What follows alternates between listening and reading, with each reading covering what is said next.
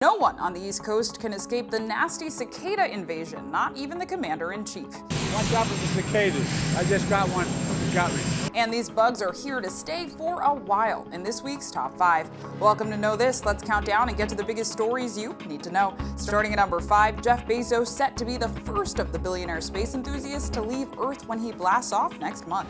The richest man on Earth announced on Instagram this week that he will be on the first flight of the rocket ship made by his space company, Blue Origin. He said that it's been his dream since he was a child. But there won't be just one Bezos in space. Jeff asked his younger brother, Mark, to join in on the ride as well. I really want you to come with me. Would you? Are you serious? I am. Another seat for the 11-minute flight will be auctioned off, and the amount of the winning bid will benefit a foundation that supports younger generations in STEM. The date is set for July 20th, the 52nd anniversary of the moon landing. And it's about 2 weeks after he resigns as Amazon CEO. Quite a trip to kick off a semi-retirement. At number 4, after a 17-year rest, cicadas are back with a vengeance, causing car wrecks, grounding planes, and even getting on the president's nerves. Billions of brood 10 cicadas, yes, billions of them, have emerged from the underground where they've been since 2004, and they're causing quite a stir. They are reappearing in such large swarms in the Baltimore-Washington area that the National Weather Service radar picked up their movements. In Cincinnati, Ohio, a cicada flew into an open car window, causing the driver to crash into a pole after the insect hit them in the face. Luckily, the driver only sustained minor injuries after totaling their car, according to Cincinnati police. Late Tuesday, a swarm of cicadas filled the engines of a White House charter plane, causing a delay to a flight meant for reporters. The journalists were scheduled to fly to Europe ahead of President Joe Biden's first trip overseas, but due to the mechanical issues, they did not depart until a new plane arrived hours later. President Biden himself did not leave the country without a cicada encounter, as one landed on him as he prepared for his departure.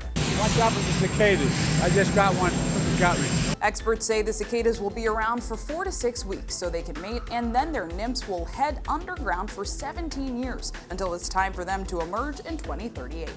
Number 3, the Justice Department announces they've recovered a huge chunk of the ransom payment in the cyberattack that shut down the Colonial Pipeline. The Colonial cyberattack last month resulted in the company shutting down a major line in the United States, which prompted panic buying and a fuel shortage across the nation. We learned later that the company paid millions of dollars of Bitcoin to the hacker group to gain access back into their networks. This week, the Justice Department announced they were able to follow the money to a central account and seize more than $2 million back. As everything digital is vulnerable, cyber attacks are on the rise, and the U.S. is scrambling to come up with ways to fend them off. Also this week, the world's largest meat processing plant, JBS, was forced to pay $11 million in ransom to the Russian hacking gang, Revel. The cyber attack halted operations at 13 of JBS's plants. Cybersecurity expert Vikas Bhatia tells NowThis that while hackers have been successfully shaking down big companies, it doesn't mean they're getting better at their game. It's not a new problem, and the hackers are becoming less skilled. And that's because there are opportunists who are now realizing that municipalities, police departments, healthcare systems have some very old technology that can be taken advantage of. Russia is accused of shielding hackers from prosecution. President Biden is expected to discuss the issue with Russian President Vladimir Putin at the G7 summit in Geneva this week.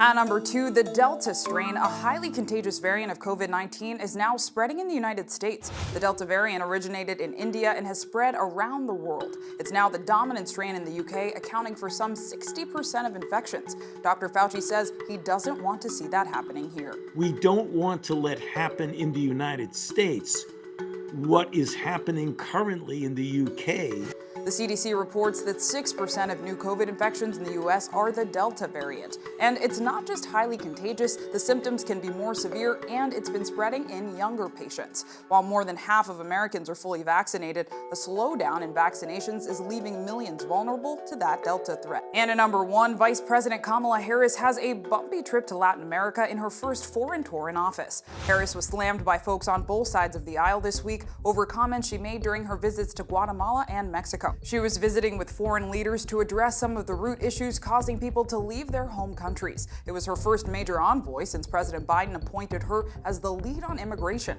Harris announced a new task force to get rid of corruption in Guatemala, which is a huge reason many flee to the U.S. But some Democrats were not happy with her hardline warning to the people of Guatemala. I want to be clear to folks in this region who are thinking about making that dangerous trek to the United States-Mexico border. Do not come. Do not come. Representative Alexandria Ocasio-Cortez called her remarks disappointing to see, adding that coming to the U.S. border to seek asylum is legal.